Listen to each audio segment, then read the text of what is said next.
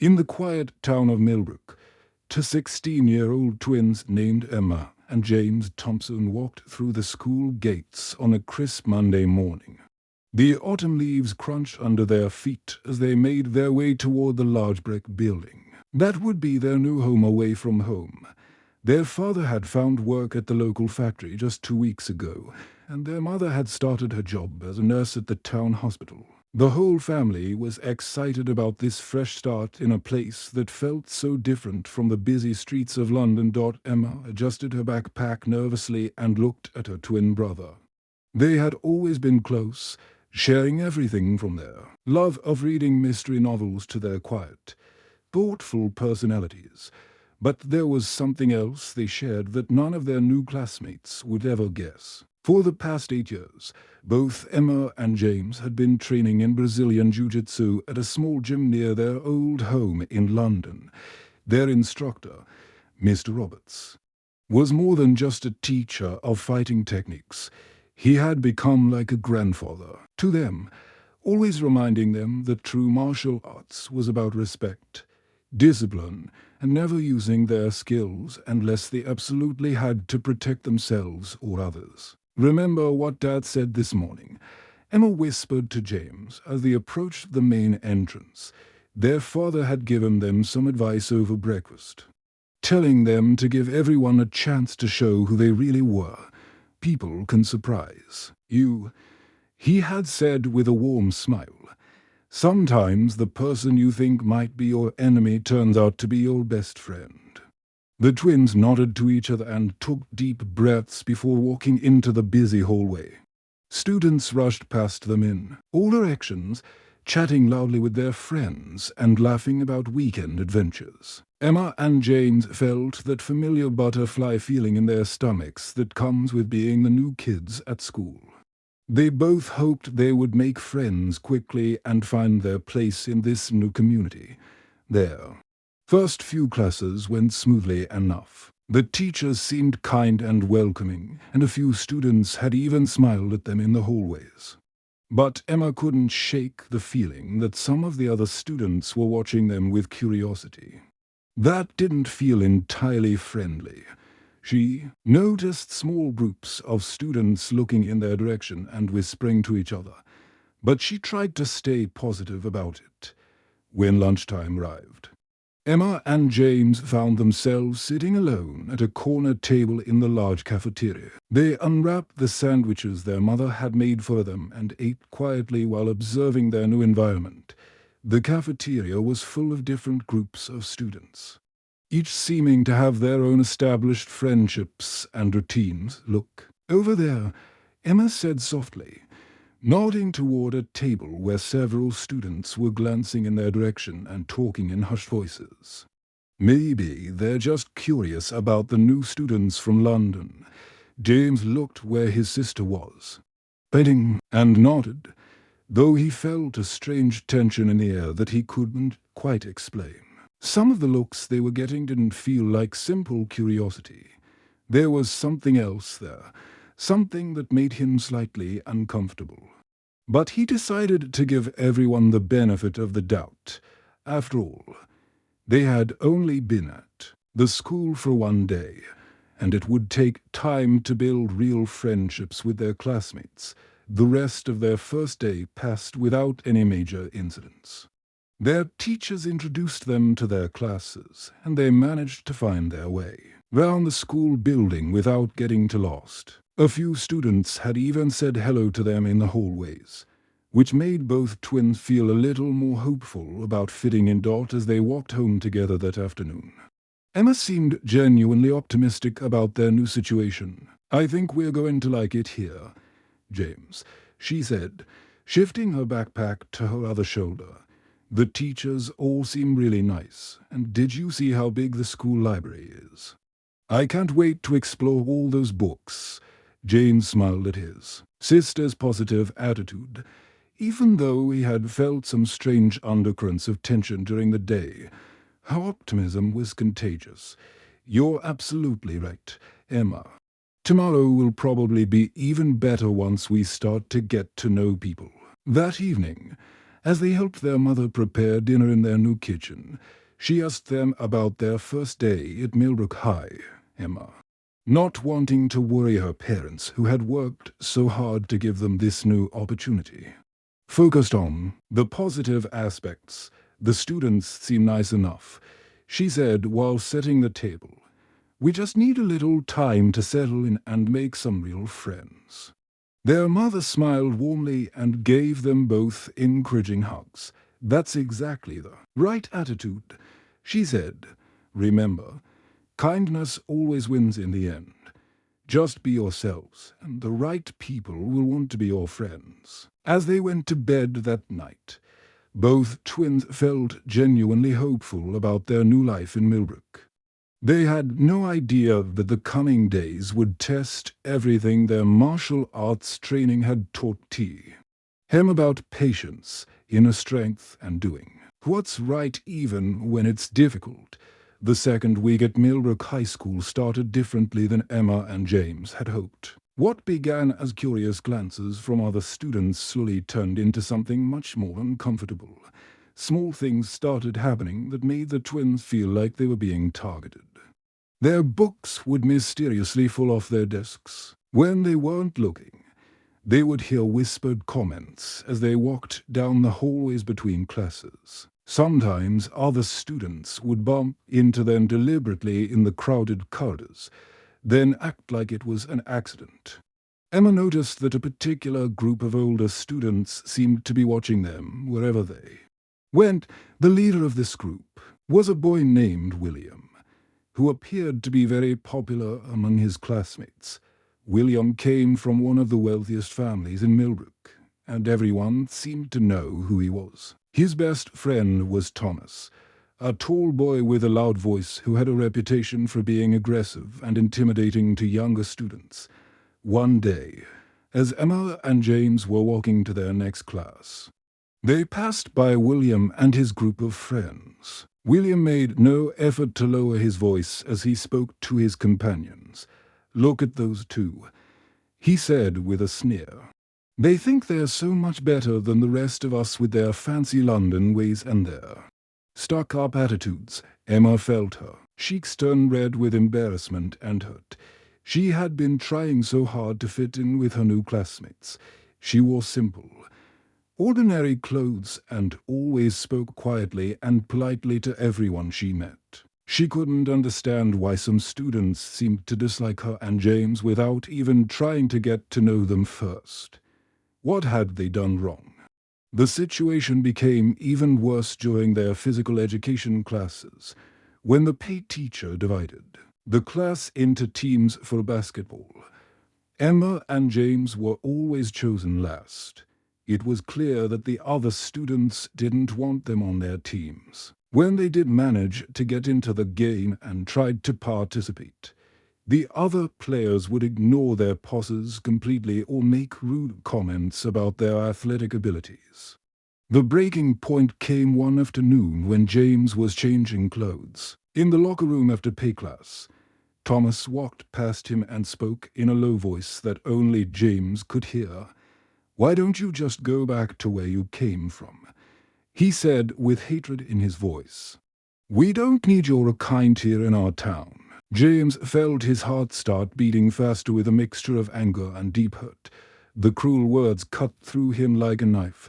For a moment, he wanted to respond with the physical skills he had learned over 8 years of martial arts training, but then he remembered the wise words of his instructor, Mr. Roberts, who had always taught him that violence should never be the first answer to any problem.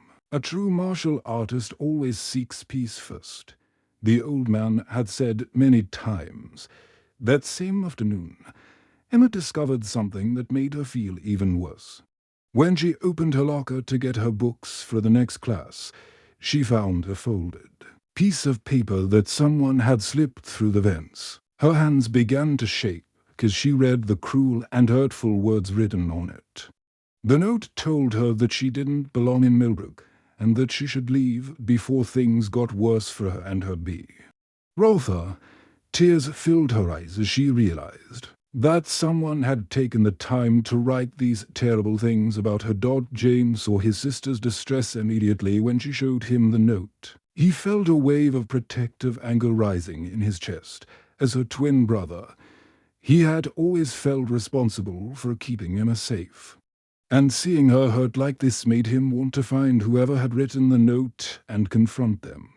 Directly, we should tell someone about this, he said gently, trying to stay calm for his sister's sake. This isn't right, and we shouldn't have to handle it alone. They decided to talk to their English teacher, Mrs. Collins, who had always been kind to them. She listened to their story with genuine concern and promised to help them. "I'll look into this situation right away," she said firmly. No student should ever feel unwelcome or unsafe at this school. But when Mrs. Collins spoke to the school administration about the harassment, William and Thomas denied everything. They were clever enough to make sure that adults never saw their bullying behavior, and their friends were willing to back up their lies. The twins felt more alone than ever. That evening, Emma and James sat in their bedroom feeling completely defeated. Emma suggested that maybe they should tell their parents about what was happening, but James shook his head. Their father had worked so hard to get his new job, and their mother was finally happy working at the hospital.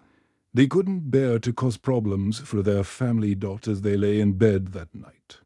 Both twins felt the heavy weight of loneliness and confusion pressing down on them. They had the martial arts skills to defend themselves physically, but they had been taught that true strength meant finding peaceful solutions first.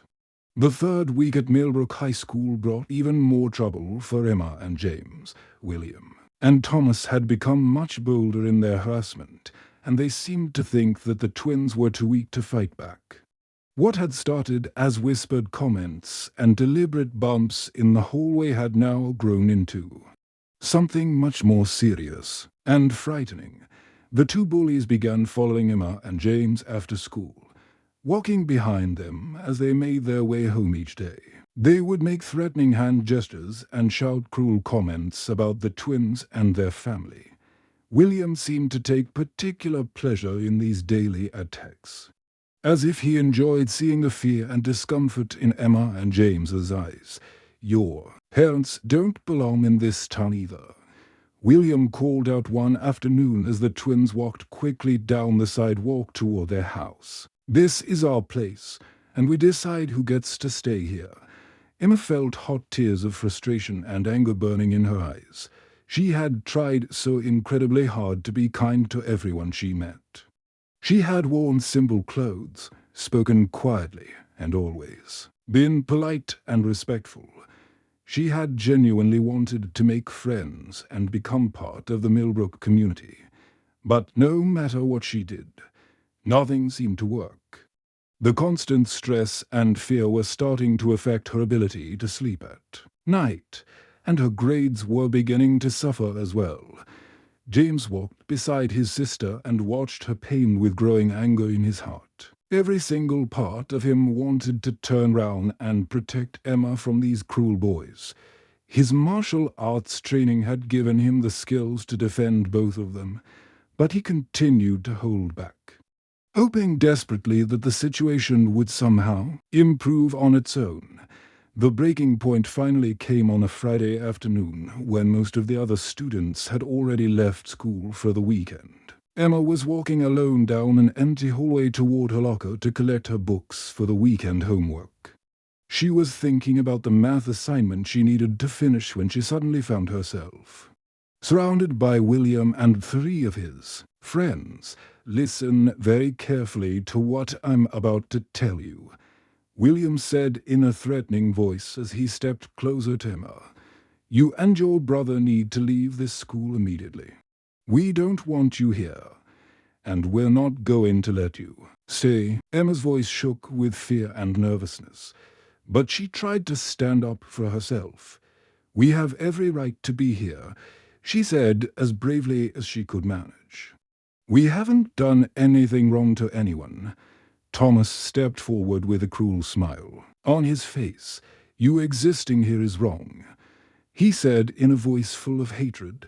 "That's enough for us." He moved to block Emma's path to the exit, trapping her in the hallway with the group of older boys. When Emma tried to walk away from the confrontation, William reached out and grabbed her arm roughly with his hand. "I'm still talking to you," he shouted. "You don't get to walk away from me." At that exact moment, James appeared around the corner of the hallway. When he saw his sister in distress with a boy's hand gripping her arm, something fundamental shifted inside him. 8 years of Brazilian Jiu Jitsu training had taught him to remain completely calm and focused even in the most dangerous situations. "Please let go of my sister," James said in a quiet but steady voice, despite the adrenaline rushing through his body. His voice carried a sense of calm authority that surprised everyone in the hallway. William laughed mockingly at James's polite request. "Or what will you do about it?" he taunted. "Are you going to run home and cry to your mommy?"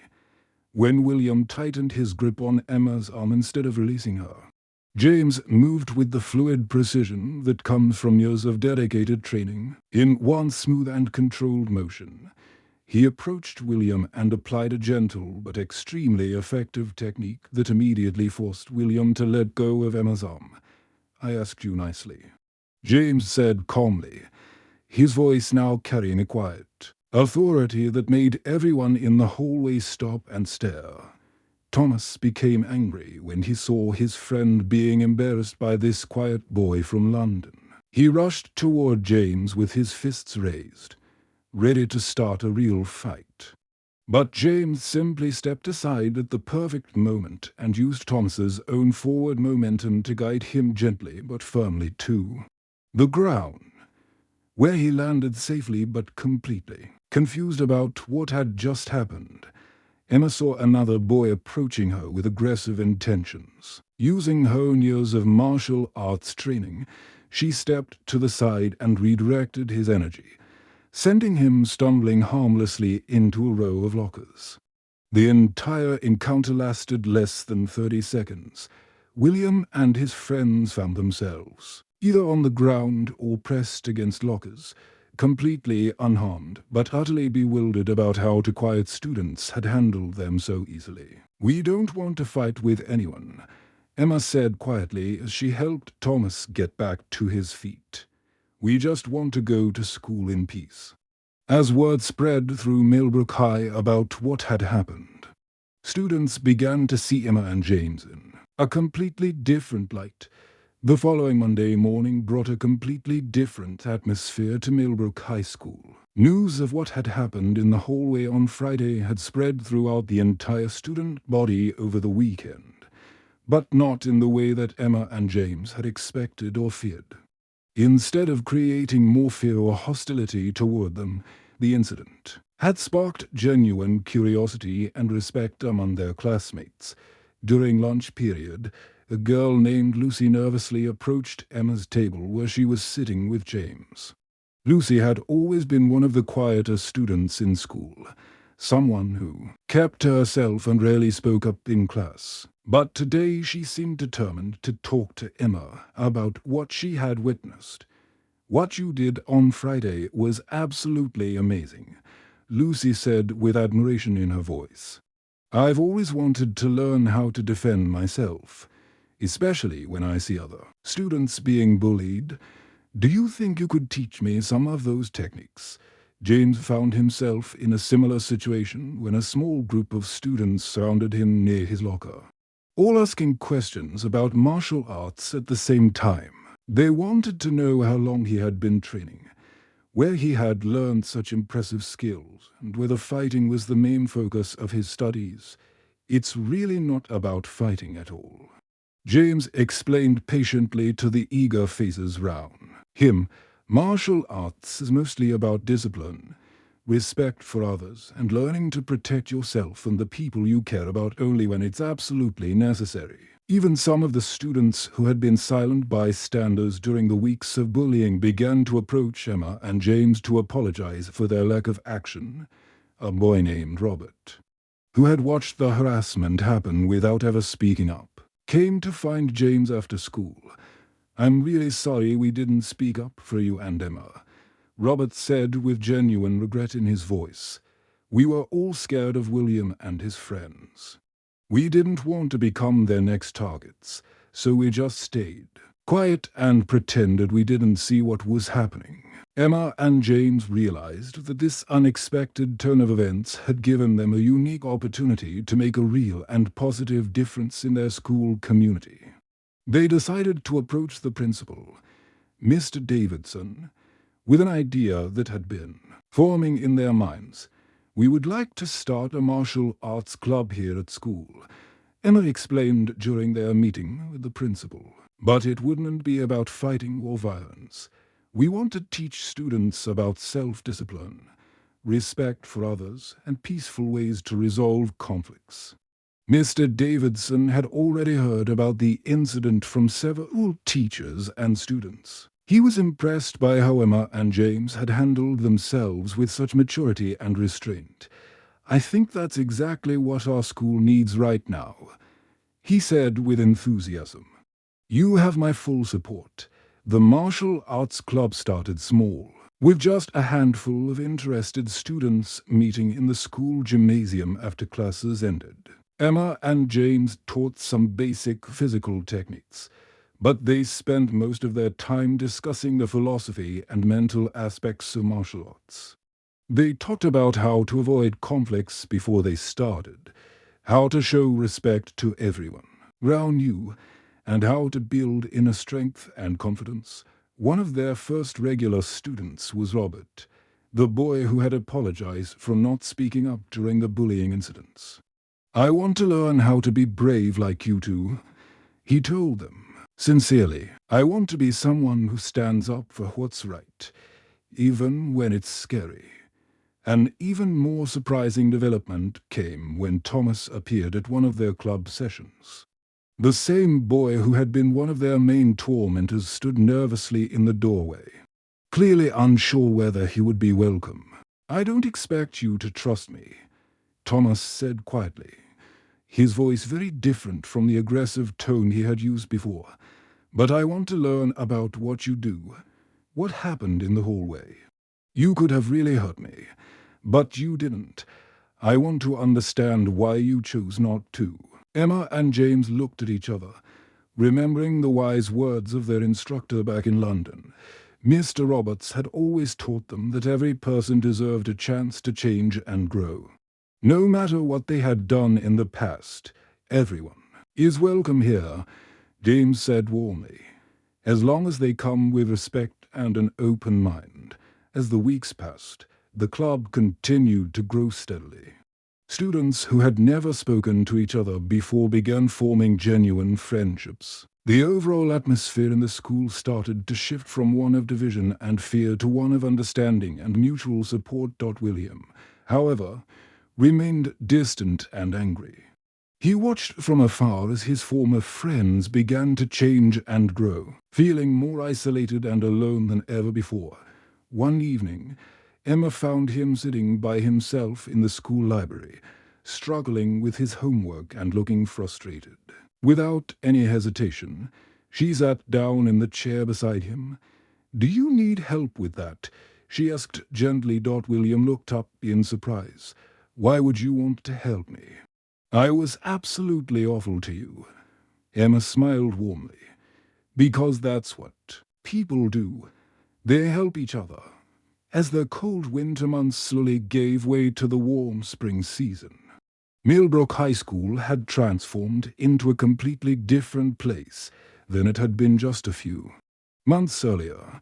The martial arts club that Emma and James had started with just a handful of curious students had grown to include over 30 regular members. The influence of their teachings about respect, understanding, and peaceful conflict resolution had spread far beyond the club meetings and into the daily life of the entire school. Emma and James realized that they had created something truly beautiful and meaningful. What had begun as a simple after-school activity had become a genuine community built on the principles of respect, understanding, and mutual support among students who had never connected before, the twins decided to organize a special assembly for the entire school. They wanted to share their personal story and the important lessons they had learned during their difficult first months at Millbrook. This wasn't just about martial arts techniques or self-defense moves. It was about standing up to prejudice, building bridges between different groups of people, and creating positive change in their community. On the day of the assembly, the school auditorium was packed with students, teachers, and even some parents who had heard about the remarkable changes happening at the school. Emma stood at the microphone first, her voice clear and confident as she addressed the crowd. "When James and I first came to Millbrook," she began, "we felt scared and alone. Some of you made us feel unwelcome simply because we were different from you. But during our time here, we learned that differences don't have to divide us. Instead, they can actually make us stronger as a community." James stepped forward to continue their message. "We had the physical skills to defend ourselves when we were attacked," he said, "but we learned that real strength comes from making better choices. It comes from choosing understanding over anger, kindness over cruelty, and hope over despair." As Emma and James spoke, many students in the audience found themselves nodding in agreement. They were remembering their own experiences with feeling left out, different, or unwelcome. The twins' words reminded them of times when they had struggled to fit in or find their place among their peers. Then something unexpected happened. Thomas, who had become one of the most dedicated members of the martial arts club, suddenly stood up from his seat in the middle of the auditorium. His voice was strong and clear as he spoke to the entire school. "I want to apologize publicly to Emma and James," he said, his words carrying to every corner of the room. "I was completely wrong to judge them based on where they came from. They taught me that a person's worth isn't determined by their background or their hometown, but by their character and how they treat others." The most surprising moment of the entire assembly came when William slowly stood up from his seat near the back of the auditorium. The room fell completely silent as he walked down the aisle toward the front of the room. Every student and teacher watched in amazement as the boy who had been the twins' biggest enemy prepared to speak. "I was their biggest enemy," William said, his voice shaking with genuine emotion. "I said terrible things and did cruel things to them because I was afraid. I was afraid that they were better than me, afraid that I would lose my place and my friends in this school. But Emma and James showed me something I had never experienced before in my life: true forgiveness." He turned to face Emma and James directly, speaking to them as much as to the audience. "You had every right to hate me after what I did to you," he continued. "But instead of hating me, you offered me friendship. Em helped me with my schoolwork when I was struggling. James invited me to join your club even after I had been so cruel to him. You both showed me what real strength actually looks like." The auditorium erupted in thunderous applause that seemed to go on forever. But Emma and James felt something even more valuable than the praise and admiration of their peers. They felt the genuine warmth of a community that had learned to embrace differences and celebrate the things that united them rather than focusing on what divided them. After the assembly ended, their parents found them in the hallway outside the auditorium. Both their mother and father had tears of pride in their eyes as they approached their children. "We're so incredibly proud of you both," their mother said as she hugged them tightly. "You've not only found your place here in Millbrook, but you've made this entire school a better place for everyone." That evening, as the family sat together around their dinner table, Emma and James reflected on the amazing journey they had experienced. They had arrived in Millbrook as scared, lonely teenagers who just wanted to fit in. Now, They were leaving their first year as confident young adults who had learned that real change happens not through age, force, or violence, but through patience, understanding, and the courage to see the good in others. Do you think we'll stay here for the rest of high school? Emma asked as she looked round at their cozy dining room. James smiled as he looked out the window at the town that had truly become their home. I really hope so, he said. We've got so much more work to do.